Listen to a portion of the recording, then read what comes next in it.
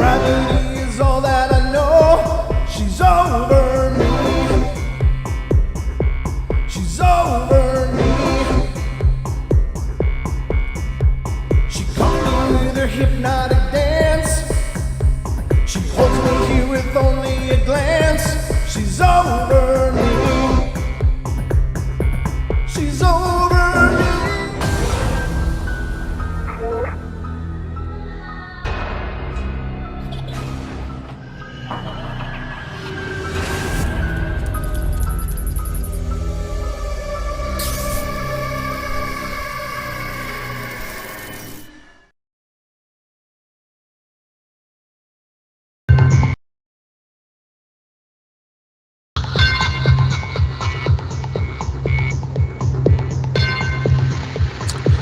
Ladies and gentlemen, boys and girls of all ages, welcome to the Paranormal Portal. My gosh, we made it. We made it. A little loud connection tonight, huh? Mm-hmm. No, that's better. Okay. Oh. It was just really loud there in my headphones for some reason. But it sounds good now, and welcome, everybody. Hope you're having a great weekend. It's your Saturday night, and thank you so much for spending it right here with me on the Paranormal Portal. And that other voice that you heard. Who was that? What? I don't know. I got this other voice in my head. That's not surprising. It just adds to the choir, as it were. But please, ladies and gentlemen, welcome my good friend, my co-host, the Big Toe, not the Little Toe, Mr. Don Longbeard. Because I tried to break that sucker off. Yeah, you nearly did. So that's the way it feels. If you're going to do something, don't do it half-assed. You hear me? That's all I got left is half. I don't even want to know what happened to the other half, Don. Just leave that lay right there, brother. Oh, goodness. Yeah, and now that I'm thinking about it, it even hurts even more now. Yeah, well, don't think about it, Don. Think happy thoughts. It's your fault. I might have brought it up. That's true. But we've got a whole bucket of fun ready to go for you tonight. Ever feel like you need the Paranormal Portal? Hell yeah, regular. Thank you. Good to see you as well, and good to see all of you guys. Kelping Inkpot just came in. That's kind of cool. I don't think I've ever seen that name before. So welcome to the show for those of you on YouTube and those of you in TFR. I'm glad you guys are here. Thank you so much. And I got Lucky's over in TFR. Bam's there. And Great Human is there. So that's awesome, guys. Thank you so much. I know it's early. We often get traction. Oh, that's me, Brent. Oh, there you go. Wait a minute. What's going on? There's Rachel. She's playing games. She's got multiple personalities. I hope she hit the like button before she switched out. Yeah, right. Yeah, there you go. All right. I did not know that. But, I did not know that. I guess it's, maybe you guys could all be, 3 people out there with about 15 accounts. And if you're not hitting like, we're not. Yeah, you're grounded. That's it. That's it. Leo Medic's in here. We got a whole bunch of people coming in, I know, but let's see. I guess we can see who's here. Do you want to wait a little bit, Don? What do you think? If you want to. I mean, we can do shout-outs now. I know, but the problem is... list of them. Oh, we do? Yeah. All right, well, tell me. Who's here? All right, we got Acid Ramsey's here. Aussie Tiger, how you doing, buddy? Cosmic Flare, which means flower. Okay. Gigi says she's new, only every day. Herman's here. New. Yeah, I know. Let's see. Ghost Magnet. Herman's here. Con Squatch. Kelpie Inkpot. Leo Medic. Portal Mom. Hi, Mom. Rachel's here. Regula's here. Hi, Regula. Renee Cruz is with us. Awesome. Richard, Sugar Britches, and Win. Oh, and there's Taco. Taco. You betcha, brother. And Win Wilson. There we go. That's who we've got now. So that's a pretty good list right there. Yeah, absolutely. Thank you all for coming in. Now, Renee's actually been with us for years and years and years. So. Oh, did I miss Renee? No, you said Renee. Okay. I was just going to point that out because some people, and like Regular Girl is here. She's been with us forever. So it's really cool that we've had so many people just stick with the show and continue to support the show. That's right. But it's awesome that so many more of you are coming in as well and have become part of the family. So a special thank you to you all. It means the world to us to have you here and to know that you're taking a big chunk of your weekends and spending it with us. I mean, that's about as big an honor, I think, as anyone could ask for, is that someone would take their time to just come and hang out. That's a big bada boom. It is, right? Yep. Absolutely. So thank you. A special thank you to all of you out there, and a special thank you to all of you out there that continue to let people know about the show and continue to post the shows on their social media and stuff. That really helps a bunch, because, you know, the biggest thing, I guess, for any of this, and I'd be foolish to say, I mean, I'd be lying to say that I didn't want this to get bigger and bigger, because it's exciting as it grows. But it's all because of you guys. The growth that we've ever experienced is all because of all of you out there that keep spreading the word and keep letting people know. So a big, huge, heartfelt thank you to all of you out there that are working to make sure people know where we are. So thanks a bunch. A big round of applause for all of you. That's for you guys. That's for you. Just know that you're loved. And a shot of penicillin for Gigi. All right. Well, moving on here. Let's continue, I guess. Don, you know what we should do? The news? The news. The news. The news, ladies and gentlemen.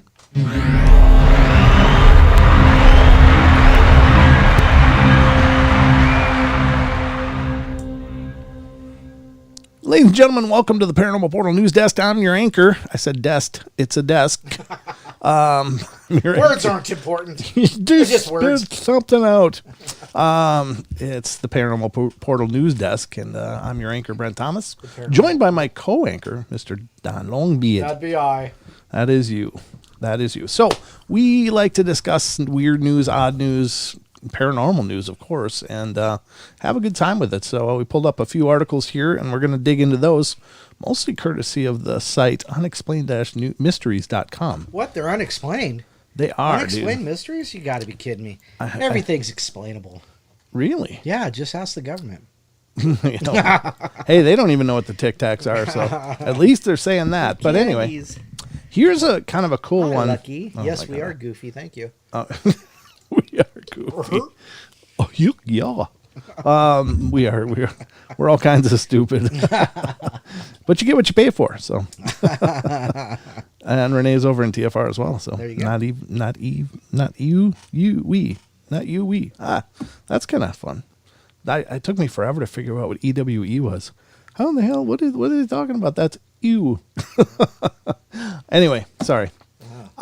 This is an article coming from unexplained-mysteries.com, and it's talking about MIT announces, what the hell, a commercial, really? Yeah, MIT announces major advance towards fusion. Ooh. That's cool. Scientists at MIT have developed a superconducting magnet that could be the key to harnessing fusion power. The new magnet, which is capable of producing the most powerful magnetic field of its kind ever, was fired up for the first time on September 5th, producing an impressive field strength of 20 Tesla. Wow. I don't know what that means for magnets, but that must be a lot, right? That's the kind of one that you don't want to like get your skin pinched in it. Okay, you know. It's called a zipper. Oh. That was wrong. That is not a magnet. That was not a magnet, Don. I don't want to hear about your other problems. If you're not bashing toes, you're smashing zippers. I don't know what's going on, but you should just be kept in Velcro, and that's about it. That'd be fine. The new magnet, which is capable of producing the most powerful magnetic field, is 20 Tesla. Its significance, however, lies in what it can do for efforts to use nuclear fusion, the same process that occurs in the sun to produce practically limitless clean energy for everyone. Creating a magnet this powerful means that it's possible to finally build a fusion device that is capable of producing more energy than is put into it. Oh, cool. Fusion, in a lot of ways, is the ultimate clean energy source, said MIT's Maria Zuber. The amount of power that is available is really game-changing. The next step will be to produce a device demonstrating nuclear fusion power generation, known as SPARC, S-P-A-R-C. It is scheduled for completion within the next 4 years. Oh, cool. The challenges of making fusion happen, are both technical and scientific, said Dennis White of MIT's Plasma Science and Fusion Center. It's an inexhaustible carbon-free source of energy that you can deploy anywhere and at any time. It's really a fundamentally new energy source. Wow. I have a question. What happens to the spent fuel rods? Hey, and the heavy water. Yeah, is that what you're going with? Yeah, exactly. I mean, what do we do with all the waste, the nuclear waste afterwards? Is that they clean? make great belt buckles, Don. Yeah. No, we just put them into bullets and fire them all everywhere. Rail guns. Depleted uranium shells. They're great. Light up your enemy at 150 yards. So how did they say that's the ultimate in clean energy? I mean, I don't know. It's not. It's not. Cold fusion, I think, would be, if they could figure that out, then that would be like... That's the women in my world. I said fusion, not shoulder. Whatever. Thank you. Oh, I see how this Yeah, goes. it does. Yeah, okay. Uh-huh. Hey, I wasn't talking about crashing my zipper into my junk. Playing favoritism. I got the buttons. So what did you can actually reach them. You got a button. I got a zipper. How the hell that work? Levi 501s. Oh, yeah, button flies. That's what you need if you have trouble with zippers. I'm just going to put that out there. Anyway. You know what kind of really sucks is during the winter, you put your jacket on, you zip your zipper up. You don't have this problem, but I do. Inevitably, I zip my beard into it. I'm like, oh! Yeah, if I'm zipping this into a zipper for my jacket, I've got real issues. It's like micro hair. So anyway, that's a cool... I hope they figured this out. I don't know. I imagine we won't be... Well, if we could get more energy out of it than what we put into it, it might make it worth it. But, right. I mean, you still got to... What do you do with the energy rods? What do you do with the nuclear, Well, now here's the question, I guess, that I have. So. Sorry, I don't mean to stomp on you there. Go ahead. You do it. I mean... So, well, I mean, this just occurred to me. So if it's actually producing more energy than is being put into it, is there at some point, could you just power down the fusion, because it could be then run on its own energy? How much more is it producing? Now you're talking about perpetual motion. Right. That's pretty much where I'm going with it. If it's actually producing more energy than it takes, or would that defeat that cycle then? I don't know. I don't know. It's just a bunch of thoughts, but you're right. I thought of that same thing. It's like, well, I used to live by a nuclear power plant, and that might explain a lot, actually, folks. But other than... explain that third nipple. Yeah. I love that one. That's a lucky nipple. But other than that, hell, I'm gonna move on to the next story, folks, because this is going all kinds of stupid. Oh goodness! All right, the next one up is another wonderful article of unexplained-mysteries.com, and this article is unknown phenomenon reported in Tennessee. They show an explosion. That's an explosion. That's a nuclear power plant. Oh, yeah, no. Authorities in Tennessee were left scratching their heads at the weekend after reports of a mysterious explosion. The alarm was raised on Saturday evening when a number of local residents called upon the Clarksville Police Department's 911 dispatch center to report hearing a loud, unidentified explosion across many parts of Montgomery County. The force of the blast was so great that in some areas people reported feeling the ground shake. Wow. The source of such an event should have been relatively easy to track down. However, the mystery only deepened when neither Clarksville Fire Department nor the Montgomery County Sheriff's Department were able to determine what had caused the explosion or where it had taken place. To further add to the mystery, there were no reports of damage or injuries anywhere in the area, and investigations into the incident remain ongoing. So they had a huge explosion that nobody knows what exploded. Wow. I have a question. You can sure ask. Okay, so when was it called in? Well, it says... Saturday. It says this was written Saturday, September 20th, 21. September evening? 11th, yeah. We're just now at Saturday evening. I guess it's, yeah. This happened yesterday. Well, it must have been, how does that, what? Does it say? Yeah, on Saturday evening. This had to be yesterday. Yeah. Last night was Friday. Unless it was last week and it just was written. No. Today. It was posted today. True. Okay. Yeah. So it may be an older article. I might have to look into that. So they just now reporting it. Okay. On at least on unexplained-mysteries.com. Sure. So, but very interesting. I don't know. You'd think there would be some kind of mushroom cloud or something to indicate, ooh, that must be it. But apparently not. Interesting stuff, folks. But that's what we do here on the Paranormal Portal News. Let's get to the next one, and that is... I've never heard of this before, but apparently there's a duck that talks in Australia. All right, this is from Yeah. Yeah, get on the spit and get cooking. Shut up. Yeah, it did happen 4 days ago. Oh, it was. Yeah, Okay. it was 4 days ago. All right. Any new news on it? Loud explosion 4 days ago. No, nothing new that I see. Okay. Well, if we find out anything more, we'll be sure to keep you appraised. Does Lucky know anything about it? I don't know, Lucky. If you know anything about it, please let us know. We'd love to hear from you. But you can just shout it out in the chat if you do. Let me see. I'll look at the chat. I guess I got to actually look at it to hear. Somebody microwaved a Jiffy Pop. Nice. All right. So this is an article about from unexplained-mysteries.com. You bloody fool, says Australian talking duck. I don't know.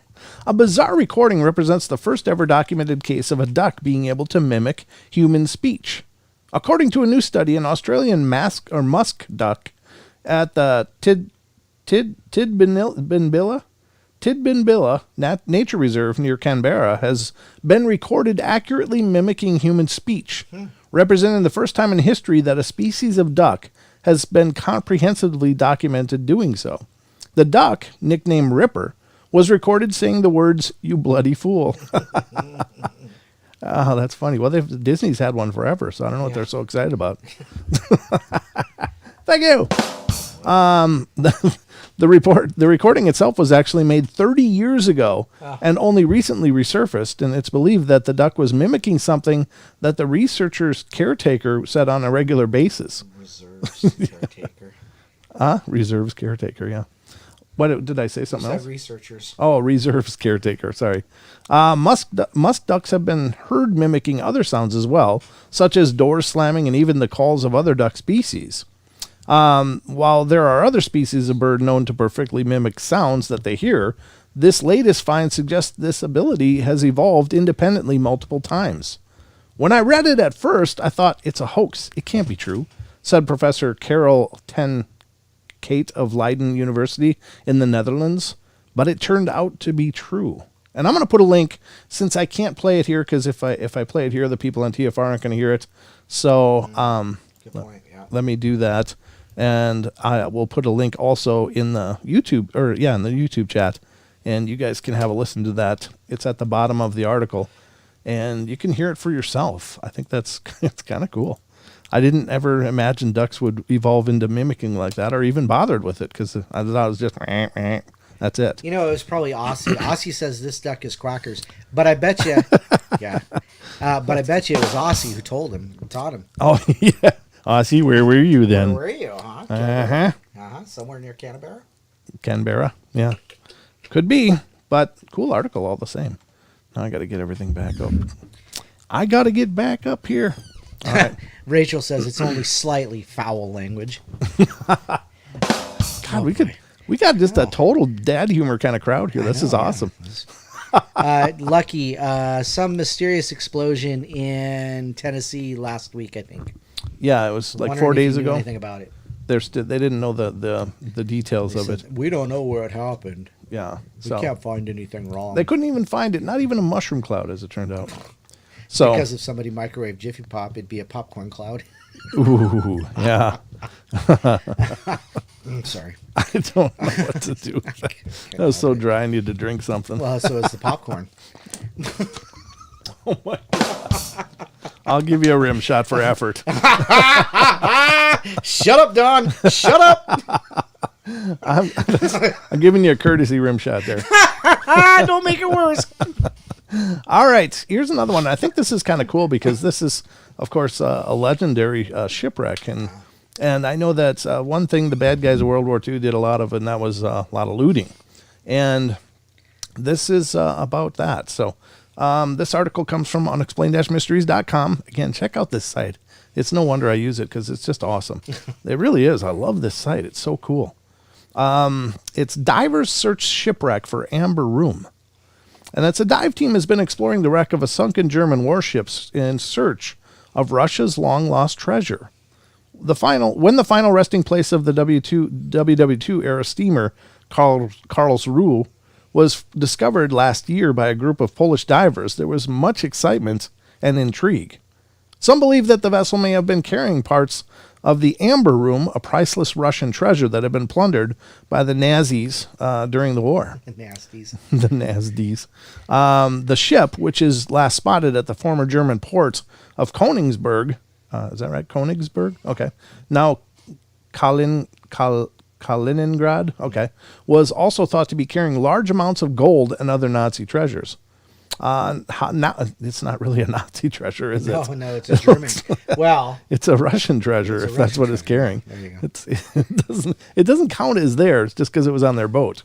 Now, however, divers exploring the wreck have revealed the disappointing news that the various crates and containers found within it don't appear to contain the parts of the Amber Room at all, and are instead filled with military equipment and private luggage. Gosh, go figure. The fourth day was devoted to thoroughly checking the bow hold, the team wrote. All the open and damaged chests contain military equipment, and the smaller ones were simply private suitcases of refugees from East Prussia. They took on refugees? Well, it was just a steamer. It wasn't a naval ship. Oh, okay. All right. Okay. We didn't touch them, of course, but they made a huge impression nonetheless. Everywhere scattered shoes, belts, and private luggage reminded us that nearly 1,000 people died on the wreck of the Karlsruhe. Oh, that's tragic, of course. Where were the bodies? Where were the... I don't know. Perhaps there was more of that down there, but I don't know. They didn't mention that part. Yeah, they didn't mention it. We'll just leave it at that. How you doing, MCAT? Oh, MCAT, good to see you, brother. Good to see you. Okay, so that's that article. Let's keep moving here because we got 5 minutes. I think we got. Oh, you got a clock back. Oh, we got the clock. Yeah, it wouldn't. The reason it wasn't appearing before was because the page was hanging. I don't know why I did that. Gotcha. That was stupid. Yeah, let's pull that back up so I can. Yeah, I got to close it, not minimize it. I don't need more stuff open. All right, here's the next one on our newscast, ladies and gentlemen. I should maybe have a sound going on in the background, like. Oh, like a ticker tape. Yeah, like a the old time like 50s and 60s newscasts where they had the beeping sound in the background. All right, so this one is coming from unexplained-mysteries.com as well. Weird conspiracy claims the internet is fake. What? Yeah. That's right. A growing number of people seem to believe that the real internet went offline several years ago. Wow. We've seen more than our fair share of out-there conspiracy theories over the years, featuring ideas and concepts ranging from potentially feasible to the downright absurd.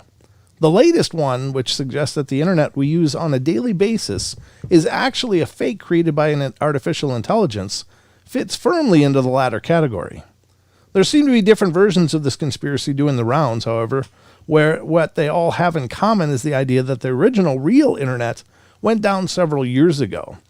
Known as the dead internet theory, the concept implies that the internet was taken down by an artificial intelligence and that all the user-generated content you see online today has also been created by that same AI to put forward the appearance of a large number of users. Okay, that's a little weird. Some believe that the government is secretly behind it all with a group of highly paid influencers helping to perpetuate the illusion that the internet is still buzzing with activity. The entire thing is nonsense, of course. However, such conspiracy theories provide an intriguing glimpse into how the human mind works, as well as how such bizarre ideas actually get started. Whether this particular conspiracy is likely to stick around, however, remains to be seen.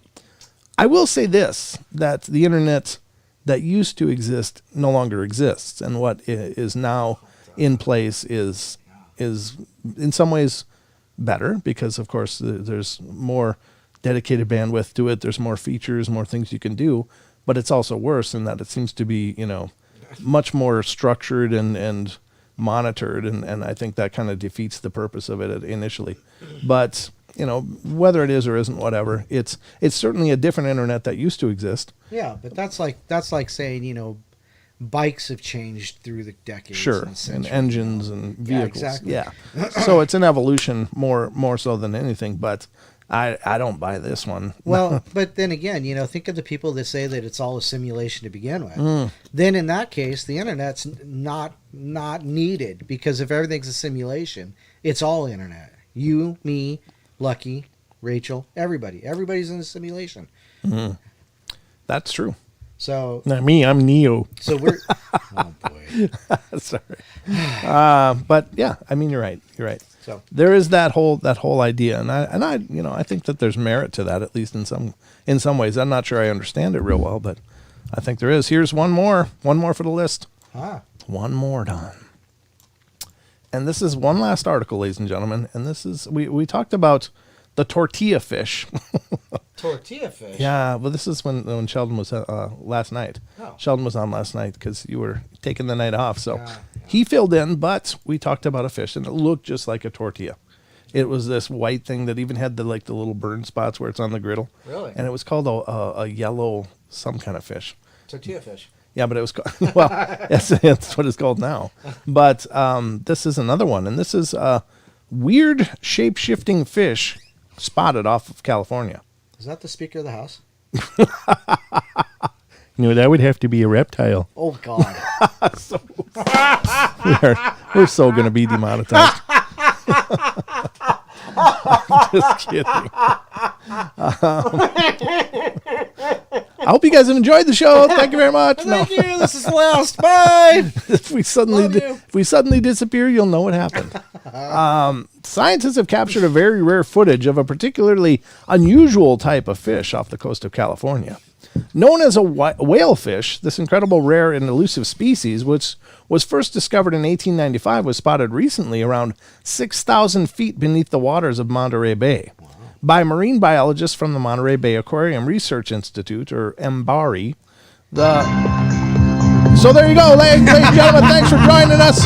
We'll be right back after the break. Don't go away.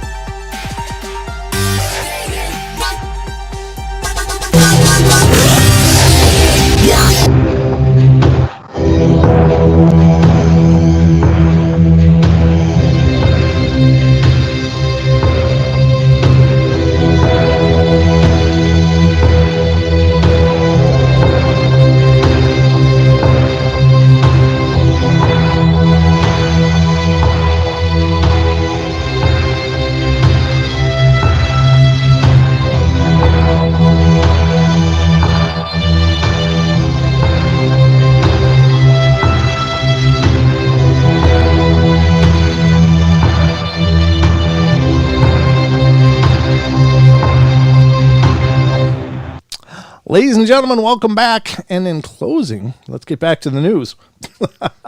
Sure. Let's get back to the news. And this is that mysterious fish shape-shifting. It said, where the hell were we? Okay. It's so rare that in the last 34 years, researchers at the Institute have only seen one 18 times. This is about the whalefish. Whalefish. I wonder why they call it whalefish. Is it huge? Have rarely been seen alive in the deep, so many mysteries remain regarding these remarkable fish. The Institute wrote in a tweet, within each deep sea dive, we uncover more mysteries and solve others. The whalefish, of the order of whatever this word is particularly unusual because throughout its life it can appear as 3 distinct forms, thus making it seem like 3 separate species of fish. Wow. All whalefish start out as a tape tail, a scaleless larval form with long streamer-like tail. If it is male, it then turns into a big nose and an unrecognizable form with much smaller mouth. If it is female, the fish instead grows exponentially in size and exhibits bright orange coloration. These changes are so dramatic that for years nobody even knew they were the same species. Wow. Wow, that is wild. It actually has it's almost like a caterpillar, you know? Right. It's born in one form, then its pupas up and becomes something completely different, except like the pupa form has a transition point too. That's weird. Huh. I did not know that, or the male and female distinction, I guess I should say. So it is still 2 forms, but very distinct from each other. It's like they don't even look. What does it look like in between? That's what I'd be curious. There is a video here, and maybe that goes into it, and I'll put it in the chats for you all to see if you want to check out more about the whalefish. It's an interesting name because it doesn't look like a whale at all. So it's a whale of a tail or 2. But anyway. Got to learn something new every day, folks. That's the deal. And so today I learned about whalefish. I was today old when I learned about whalefish. So, all right, that concludes our news segment, ladies and gentlemen. So we'll now return to our regularly scheduled program.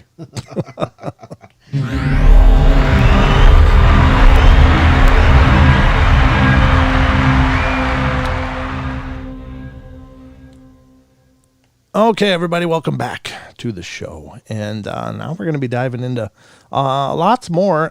First off, I want to clean up a couple of articles we've been kind of working through just as housekeeping tasks. But each article has a couple of, like 2 or 3 segments to it that we haven't had time to finish up before. So I want to get to that now. Does that sound good to you, Don? Sure. Darn right it does. Okay. So let me find them first. Here's the first one. And this one is more of the paranormal nature. And let me see, what am I missing here? I'm going to pull up. Oops, I didn't mean to do that. I meant to do the chat. Pull it up so I can see. Okay, there we go. All right. So before we were looking at this article from justforspooks.com, it's 12 of the most mysterious events people have witnessed.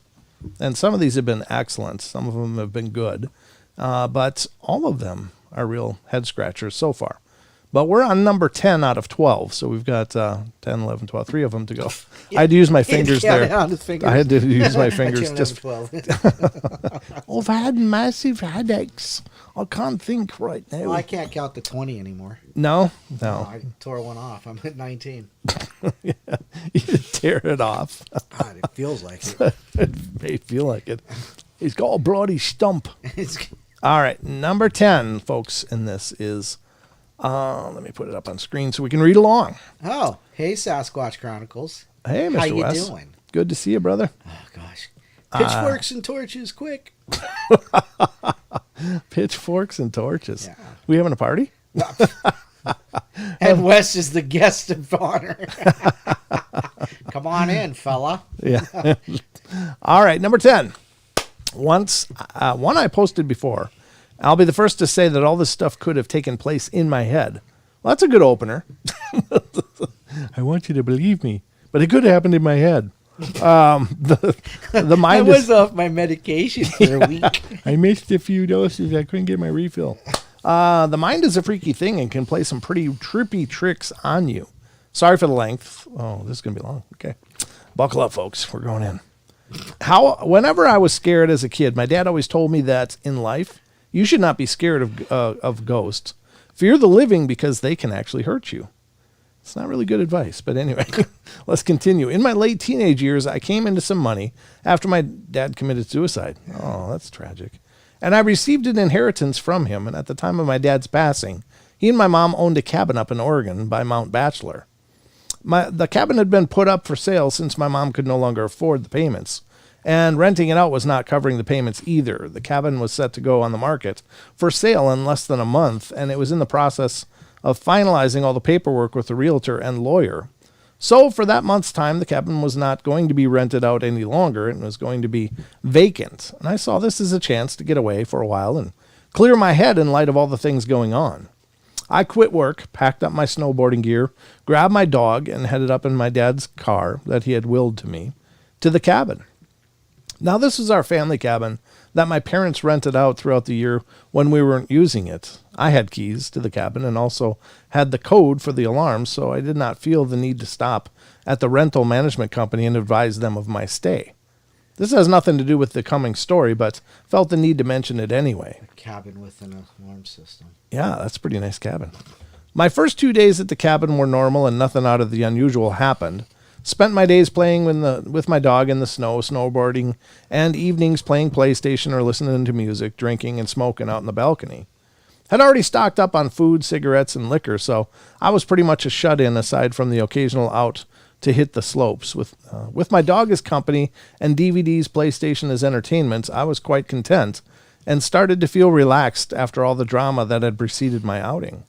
The cabin itself was 2 stories. Bottom story had the living room and the side guest bedroom along with a small kitchen. Upstairs had another 2 rooms along with a walkout balcony attached to the master bedroom. Most of my time spent there was either in the living room, kitchen, or master bedroom. I never ventured out into the other rooms and always kept the doors leading into them shut. Open doors to dark rooms always creep me out. Anyhow, the 3rd day came around and I was going through my usual routine of playing with my dog. His name was Midnight, by the way, and he also since passed. Playing games and watching DVDs, and that day it was pretty heavy snowfall, so I didn't feel like trekking down the hill to the main road to get in my car, decided to just stay in. And that's when things started getting a bit weird.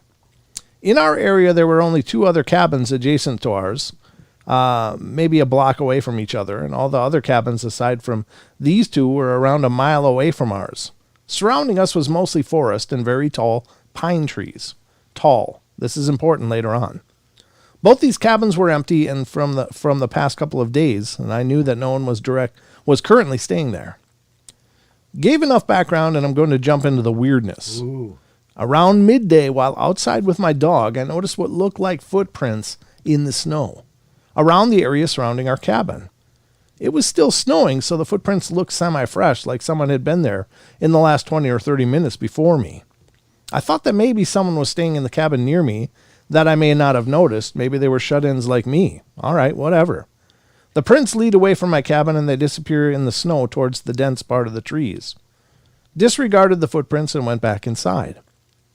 Nighttime came around and decided to head to bed. My dog Midnight was laying on the bed with me when I noticed his ears perk up to a standstill listening position. This was followed by him quickly jumping off the bed and running downstairs to the living room. I lay in bed and stayed silent. I was kind of freaked out and could hear him moving around downstairs back and forth. After around 5 minutes, he ran back upstairs to me and started to do his doggy dance for the sign that he had to pee and wanted to go outside. Damn, well, fine. I can't say no to him, so we both went downstairs to go outside to the driveway for him to do his thing. Only he didn't want to pee. As soon as we were outside, he started to pull on his leash, trying to drag me to where he wanted to go. He kept looking into the dense part of the trees where the prints had been earlier. But he also kept sniffing the side of the house and looking up towards the roof.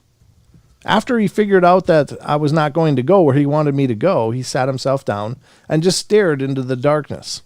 A bit unusual for him, but all right. Maybe there were forest animals out there and he wants to chase down, but screw this.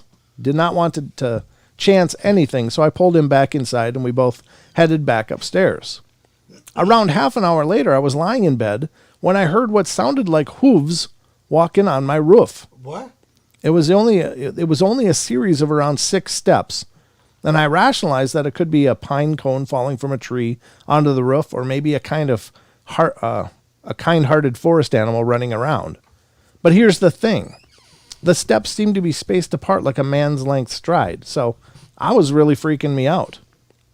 Midnight also heard the noise and was quick to run to the balcony screen door, expecting for me to let him out. All right, I'm a tough guy, and at the time considered myself to be fairly well built and strong enough to handle myself. So I grabbed my coat and shoes along with my cigarettes and a flashlight and went out onto the balcony. Screw it, right? As soon as I was outside, I lit my cigarette and started canvassing the roof with my light. Nothing there, and the snow on top was undisturbed. Weird. Must have been all in my head. What about Midnight hearing the noise? Maybe he was feeding off my fear or paranoia. I started to calm down and relax again. By the way, I'm shaking right now and my heart is beating hard as I'm typing this next bit. My eyes started to adjust to the darkness and I kept smoking and just staring at the stars and trees next to our cabin. And that's when I saw it. In a tree that was a little taller than our cabin and around 20 feet from the balcony, I saw what looked like a man crouched in a squatting position in between two branches. It was squatted on one branch and its arms were extended above its head, holding onto the branch above it. Oh my God, what the hell is this? I wasn't sure if I was really seeing this thing and stood there staring and stood just staring and sat there motionless. I noticed Midnight stand up and start pacing behind me and lightly barking at the same time. The thing still did not move. I put my cigarette out and was debating on shining the light in the thing's direction, but something in my head kept screaming not to. So I walked backwards to the inside of the room and pulled the Midnight with me. Once inside, I locked the door and shined the light in the thing's direction, but there was nothing there. I shut the curtains to the screen door and retreated back to the bed. But later on in the nights, I heard the light tapping on the screen door, like someone was tapping on the glass with their fingers. It was consistent and did not stop for nearly an hour. Midnight seemed to stare at the door, but he wouldn't go near it anymore. The weirdest part was that I had the feeling like someone was inviting me to open the door. Yeah. But at the same time, I kept hearing Dad's voice in my head telling me to stay in bed and not to do it. I listened to my dad's voice and just stayed there where I was. Passed out eventually and woke up in the morning and everything was normal. The rest of the week I spent there was non-eventful and nothing else out of the ordinary happened. I totally admit that it could have been all in my head. A lot of stuff was going on at the time, so I was pretty screwed up from all the drama. That was from Primes RFR. Wow. Number 11. A few years ago, my best friend and I moved into a rent house. It was definitely a weird house, and I got some weird vibes out of it. Every night when I went to sleep, I would hear music. Not singing, just music. Like someone had a distant radio on and not any song I could ever name. I had dreams every night of a crowd of faceless people with a little boy standing in front of it, and he never spoke, but I could tell he was trying to tell me something. The fridge would often open up on its own, and the cats would hiss at corners and such, and we would smell cigarette smoke coming from the back room at 3 o'clock every day. My aunts were, and still are, pretty big into ghost hunting, so they set up cameras in my house one night, and we didn't catch much, but one of the cameras was spun in circles for about 15 seconds at 3 in the morning. The front porch light turned itself on and got really bright and then faded off. When I moved out of the house after 2 years, I had trouble sleeping because I didn't have the music anymore. It was definitely a strange house. Isn't that funny? The music became like a lullaby. Right. You just became accustomed to it. So Digger Dog for that last one says a young Sasquatch. Yeah. They do pull our chain. Aussie point. says, I heard something about cigarettes, so is there a connection between smokers and the paranormal? Well, yeah, we've always said that. Yeah. And there's so many stories we've covered in the course of the show that start with, I went outside to have a smoke. I was outside having a smoke one, right? And then something always goes sideways from there. It's like, oh, no. Well, this is going to be a good one. Yeah. Yeah, I mean, I don't know what it is. I don't think it's actually smoking, but it's definitely people being out of doors when they're not usually out there, I think that's maybe the big correlation. But, yeah, so many of them start with, I had a cigarette and one night, and boom, these amazing events unfold. Exactly, yeah. Crazy stuff. Crazy stuff. All right, just throw that out there. I'll get it later. Minion! No, we'll hear. What do you want? All right, last one on this list, number 12 of 12. My mom grew up in a rural part of Guatemala where witchcraft was a real thing and has so many stories of the weird stuff she and her brothers and sisters experienced there. That's a lot of old practices there. Yep. Of all the stories she tells, the creepiest one deals with a young apprentice to a witch doctor who traveled around the country healing people. He was murdered west of Guatemala City, and they had arranged to bring his body back to be buried there. They paid bottom dollar. It says they paid bottom dollar. So they didn't spend much money to do this. To have some poor bastard go and pick up the body and bring it back in his pickup truck. Oh, my. The guy gets there, loads the coffin onto his truck, and starts heading back. But his truck breaks down on the way. He gets out and frantically tries to get the truck back on the road, as he has to be back in time for the services to start. He's completely alone in the dark hours of the early morning, and a man in a nice suit comes from out of nowhere to help him out. The man gets his truck back up in working order, and walks back down the road into the darkness. The guy gets his body back in time, and after some prep, they begin the services, and he happens to walk by the open coffin to pay his respects and sees that the dead man in the coffin is the very same man who helped him with his truck. To this day, I get shivers thinking about it. Wow, that's really cool. That's actually a very cool story. Isn't that something? That is something. That is something. There it is, folks. So that was our big list there that we had to polish off. We still got to polish off one more. And this one will have to do with UFOs. UFOs. UFOs. We're going to do some UFO stuff here. This is, the next one is, it's the 12 incredible true accounts of UFO encounters. Sorry. I just had to kind of spit that out sideways. It got stuck. Oh, I guess we're on number 8 on this one. So we got 4 of them to go. But that's a big part of our theme tonight is UFO stuff. So point of contact, tonight's show. So let's get to this. Number 8 on this one. 2010 Los Angeles, California. I was cleaning up around my apartment when I noticed my kitchen lamp swinging and my building rocking. Obviously earthquake. It lasted for a bit, and I called my friend to make sure she was okay. As we were chatting, I was standing out on my balcony, which overlooks Runyon Canyon, a popular hiking trail, and I suddenly noticed this object hovering high in between the mountains. It was way too high up to be a helicopter, and too small and low to be a plane. What made it super strange was its shape and lack of movement. It was orb-esque and stood stagnant for about a solid 3 minutes before moving at a snail's pace to the west. I'm talking slower than any aircraft, blimp, kite, whatever that I've ever seen. It also seemed to reflect off the sun, but only at some angles. That's a good trick. I grabbed my crappy digital camera and tried to capture it as best I could. After moving towards the left and then once again staying completely still, it immediately darted at what seemed like an impossible speed in the opposite direction upwards and disappeared. Plain old man-made government or other, it was one of the weirdest best sightings I've ever experienced, especially since it was in broad daylight. When I looked through the pictures, I thought I got nothing, but after zooming in, I noticed the object showed up in 3. I don't have any Photoshop or anything, so it's not the clearest quality, but hey, still neat. Well, there's some links here. Let's see if they work. I just want to see. Yeah, there is. Okay. Let's pull these up and we'll check them out. I guess for those of you on TFR, I'll put them in the link there and you can see. Wait, I didn't do that. There we go. I'll put them there for you guys so you can see as well. Here's the first image. Let's see. I don't know. That's not really much. Is it all the same thing? Did I just put the same picture up? No, it's different. Okay. So they are different. Let's do this. Copy. This is going to take a second. Sorry, folks. I just want to give everybody the ability to see these if they so choose, because I think they're worth discussing. Now, I will say that since it happened at the same kind of time as an earthquake, there are reports of plasma balls. Have you ever heard of that, Don?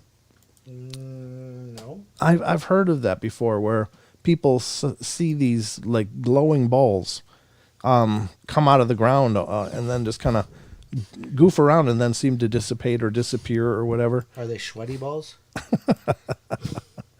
I don't know, John. I don't know. They didn't tell me. I didn't ask that question. Nobody beats a sweaty ball. No, I guess not. I think all four of those. There's only 2 pictures there. Yeah, well, I just want to put the series up so people can see what they want to see. So they're there, folks, in TFR. If you're not in one of the chats and you're just listening on one of the networks, then you go over to tfrlive.com/chat and you can see the links. But she says it was a ship operated by a snailian. because it was so slow. Wow, that's kind of clever. You get a rim shot. That's good. You earned one. Okay, so here's the images, folks. Those of you that are on YouTube, we'll go through them together. The first one, I don't see anything. Nothing, just a plain blue sky. Second one, this is what they caught. Yeah, that's a little odd. It is, yeah. It really doesn't seem, it seems pretty unremarkable, but it does have a shadow. Right. So that would lead me to believe that it's probably not a lit plasma ball. I have a question. It said that it reflected off the sun. At some angles, yeah. It reflected the sun off it. Oh, yeah. If it reflected off the sun, it'd have to be brighter than the sun. Did it say sun or sunlight? It said it reflected off the sun. Okay. Wow. Okay. And this one has nothing. Well, maybe there's something here. I don't know if this is what he's talking about. In the upper right corner of the third picture. And then the fourth picture is more zoomed in as well. Yeah, it seems to have a shadow, so it does look like it's a physical object, whatever it is. And the shadow moved. Yep. So it's in a different spot. So, yeah, those are different pictures then, yeah. Yep. It could very well have caught something. That's kind of cool. Wes says, looks like a video someone just sent me. Oh, really? Really? Wow. That's pretty wild. Yeah, I mean, that's pretty cool stuff. So whatever it is, it could be. So initially, folks, when I was reading that, I was thinking of the phenomena where people see plasma balls. And they're really like glowing orbs like you hear about. But they think that there's something geologically happening that releases these plasma balls. I don't know how. The explanation for it, or the possible explanation for it, to me, seems a little far-fetched. But I don't know. It's just putting it in plausible explanation, as some people need to do. But these do have shadows, and so that means that they're not self-illuminated. Brent, what should you play that Wes sent you? Oh, I got to talk to him before I air that, because I have a couple of concerns. Maybe you guys want to know or would know what it is.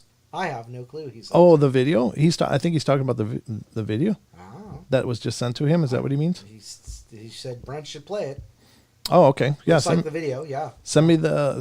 Unfortunately, the problem with playing, it doesn't go through TFR. It doesn't go through TFR, Right. and so it would just be people listening to whatever commentary we would have. So on network nights, playing videos isn't as good. But on Wednesday night, if you wouldn't mind, I'd love to play it. Oh, yeah. That'd be Yeah, great. because we could do it on Wednesday night if that's cool with you. Thank you, Mr. Germer. Appreciate that. Germer. Mr. Germer. But cool story. I think he really did capture something odd there. And that was by XC Drummer Chick. Cool. Or she, I guess it's a she then, right? I would imagine so. Number 9 on this list. We got 2 minutes. Yeah, I can get through this one. I was driving back home to Los Angeles with a friend of mine after visiting family near Phoenix, Arizona. We were headed west on Highway 58 just out of Boron, California, en route to Mojave to catch the 14. And it was night, and we were jamming out to some music. And the next thing I know, I'm waking up, looking around, and realizing, that I was pulled over on the side of the road and that approximately 3 hours had passed. Ooh. My buddy was fast asleep, so I woke him up, and we both kind of had a psychological meltdown. After we calmed down a little, we went home and never really spoke of it since.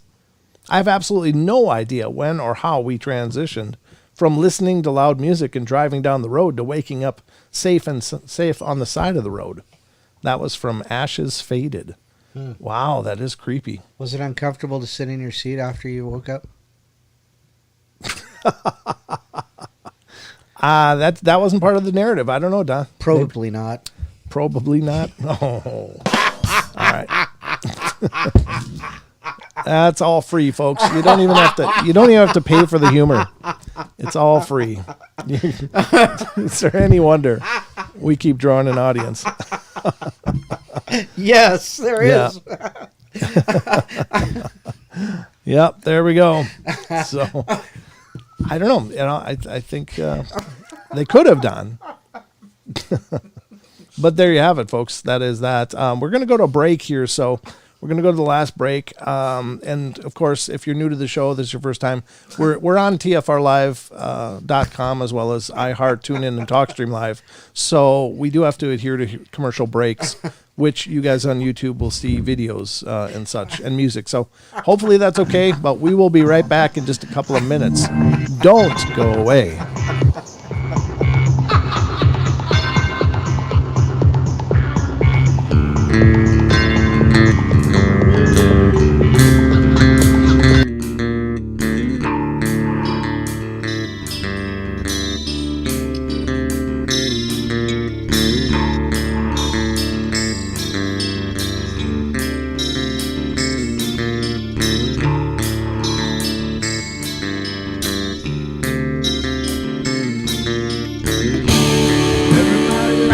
Play their games. Everybody loves to place their bets.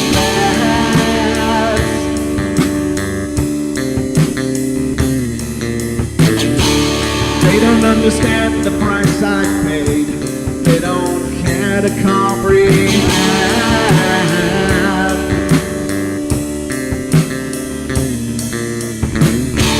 Trace their lines upon my body, dripping scars across my heart.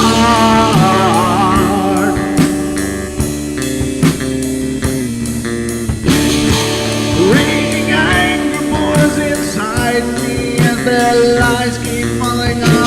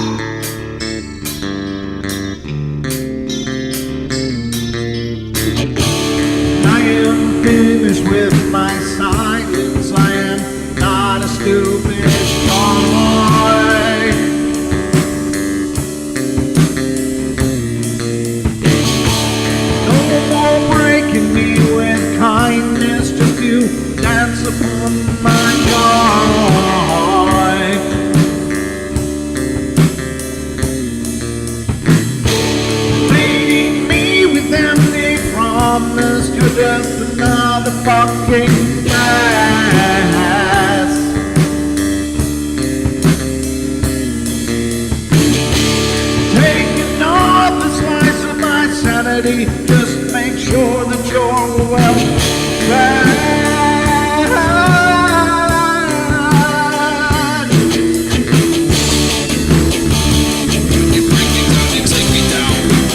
I'm not broken yet. I'm not broken yet. I'm not broken yet.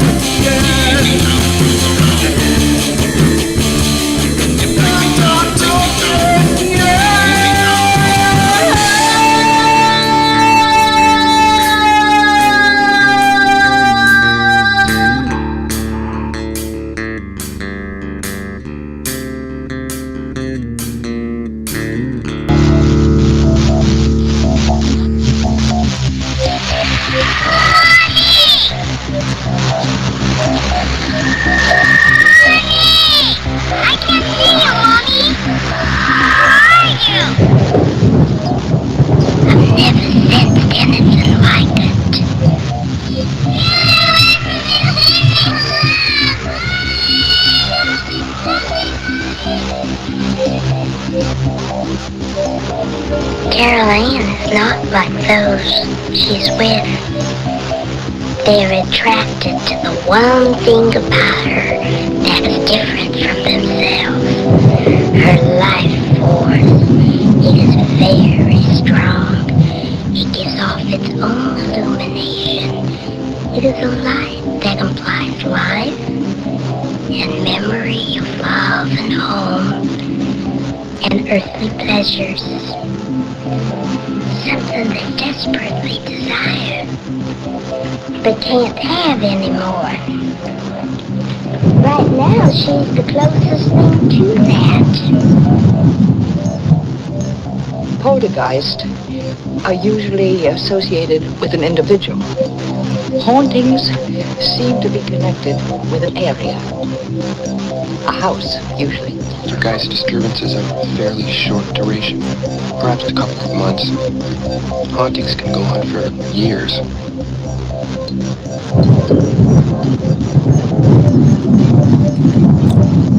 For years and years and years. And years! And then, just when you think it's over, more years. Gina Bug, wrong thing to say when I'm in here. She says it's my first time, so I don't know what to expect. You poor thing. here's a little foreshadowing. Wes says it's time for a cigarette. Foreshadowing a little bit. This is about as good as it gets. We tend to kind of circle a drain throughout the course of the show. It's like that big mouse. Yeah, I know. Well, thanks for coming in, though. That's really cool. Good to see you, Gina Bug. That's awesome, and welcome. I hope you have been welcomed by our amazing chat on YouTube.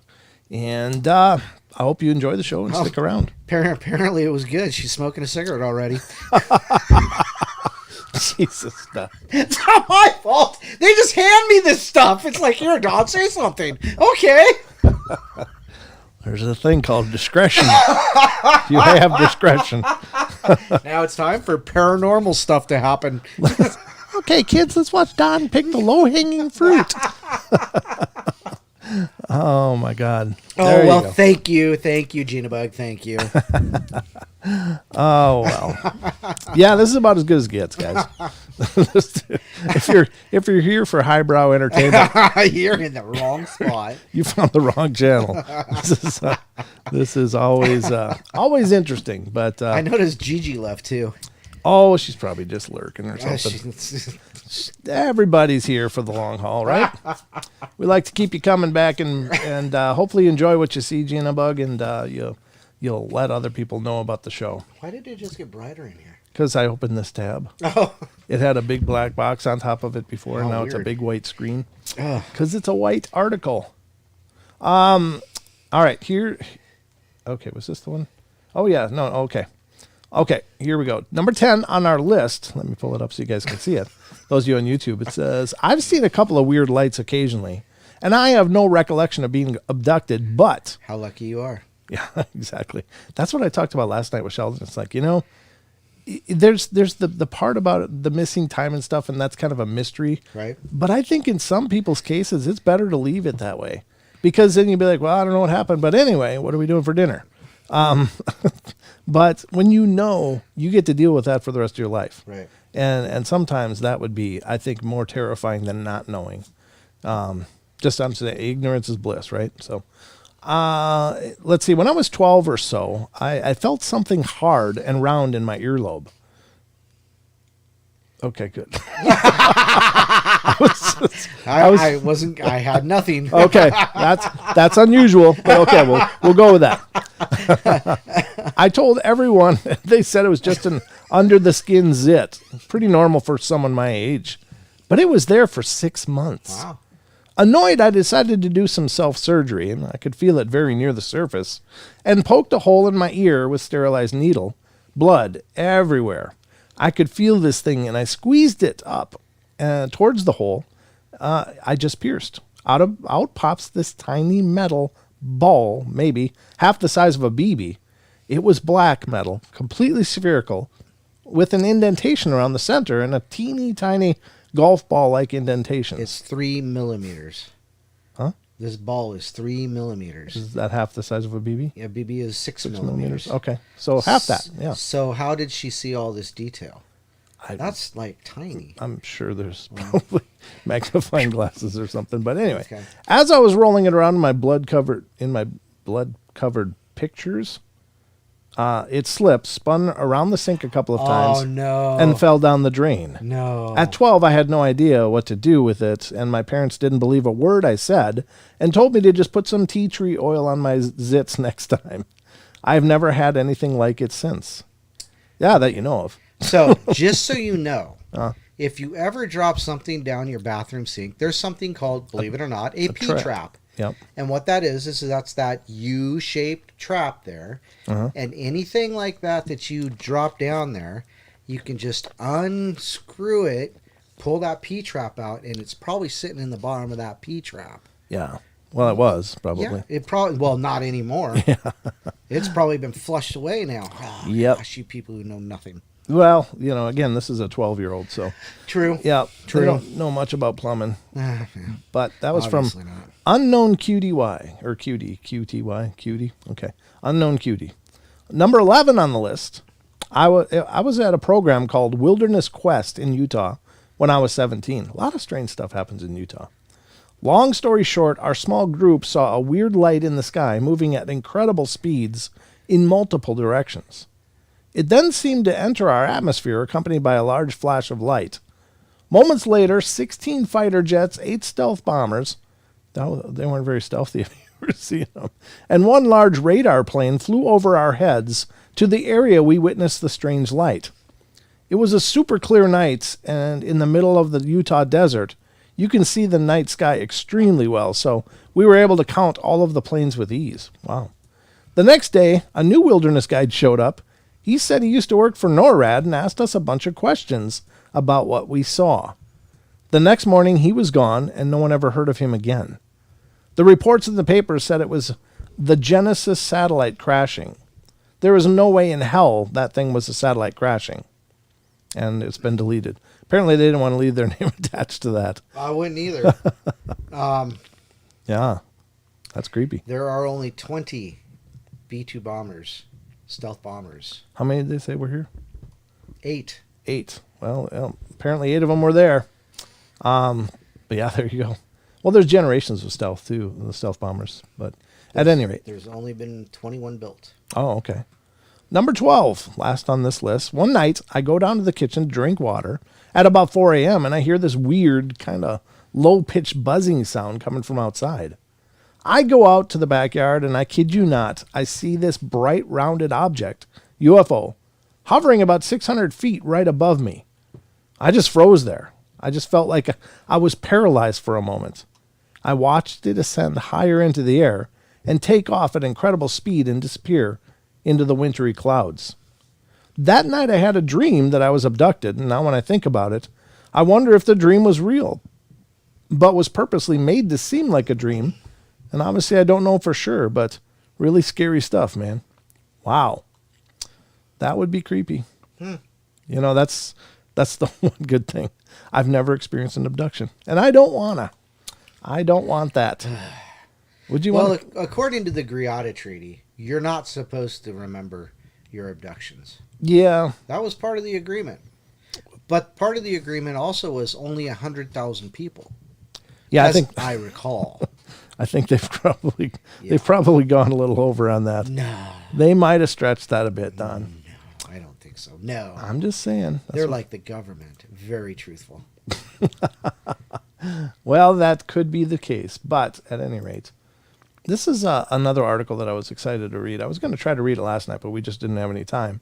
So we're going to discover it tonight, and this is from Curiosmos.com, and it's an article that claims that a National Geographic photographer said he encountered advanced underwater aliens. Wow. This is written by Ivan Petricevic,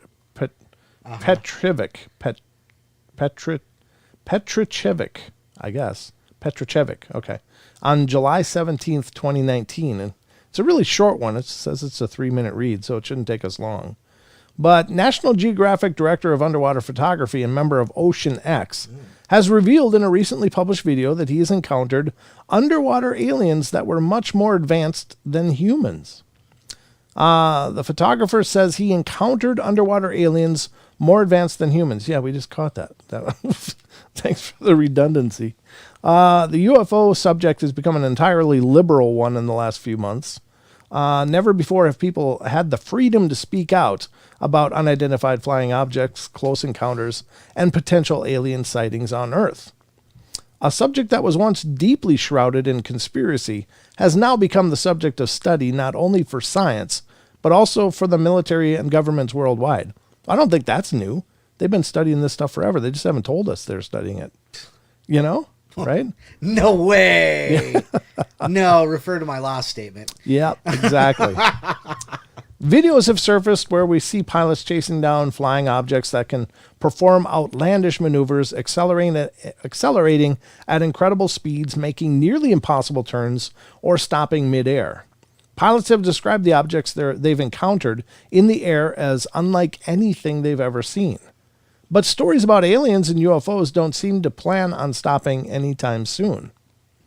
Now it's been reported by the IBT that National Geographic photographer and member of the Ocean X team has encountered underwater aliens during his diving assignments. Wow. According to the photographer, the alien beings resemble stingrays, although they appear much more advanced than humans. That's strange. Well, I mean, have I you guess ever it's seen possible. Have you ever seen the movie The Abyss? Yes, they were kind of watery. Yeah, they were kind of stingray-y. That's true. Yeah.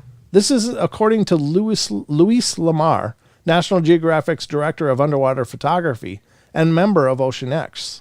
According to his website, the underwater photographer has sent robotic camera systems into one of the deepest ocean trenches on Earth, and he has logged hundreds of hours in crewed submarines, including on 5 expeditions with the U.S. Navy's deepest diving manned research submersible Alvin, diving beyond 12,000 feet deep in the abyss to photograph environments at the edges of the ocean frontier. Lamar's claims were presented in a short video made by his company, where the underwater photographer speaks about the different life forms he has encountered beneath the surface.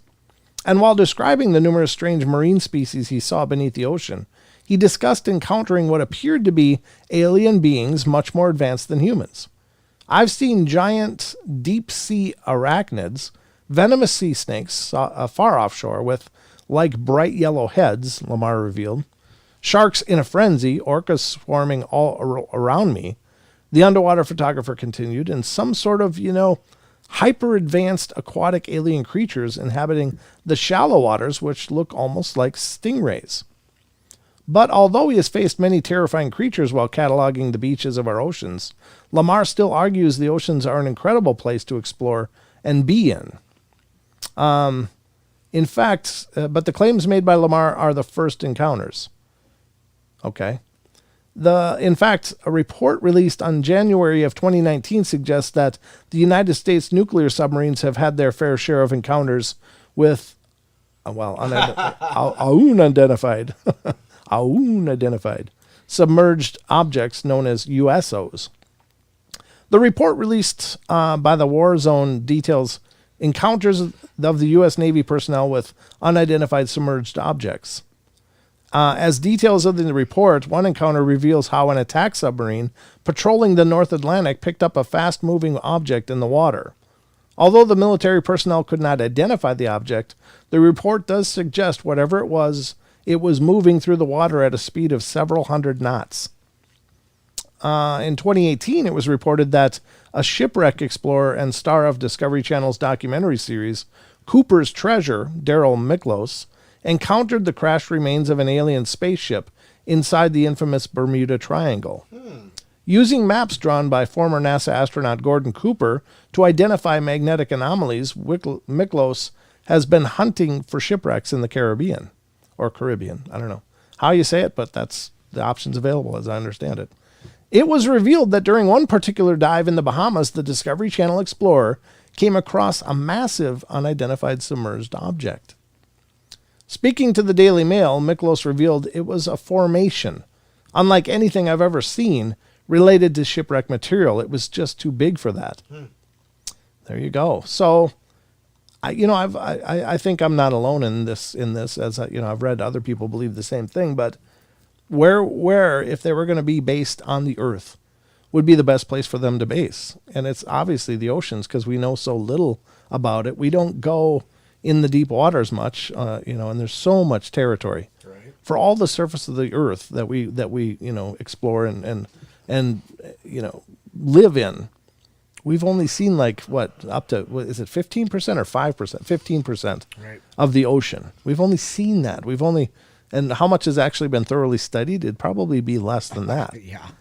So, I mean, we can't even get that far down, to the really, really deep places in a lot of cases, because we can't build things that can withstand that pressure.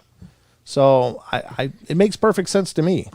And I don't know that there should be a distinction, because, well, here's the thing. There are UFOs and there are USOs, but I don't think that they're different. I think they're the same things. I just think they can traverse through the air, the atmosphere, or in space, or underwater with ease. I don't think that it's separate things or separate objects. I think that they're probably one and the same. It's interesting, though. I mean, because obviously, if you're going to be a USO, you're going to have to be airtight anyhow, right? You'd think, yeah. And so, in space, well, I certainly hope you're airtight. So, I mean, it's not like they're not built in a similar fashion. Right. Whether it's, waterproof or space-proof, it's pretty vacuum safe. Yeah, it has to be. And able to withstand those forces.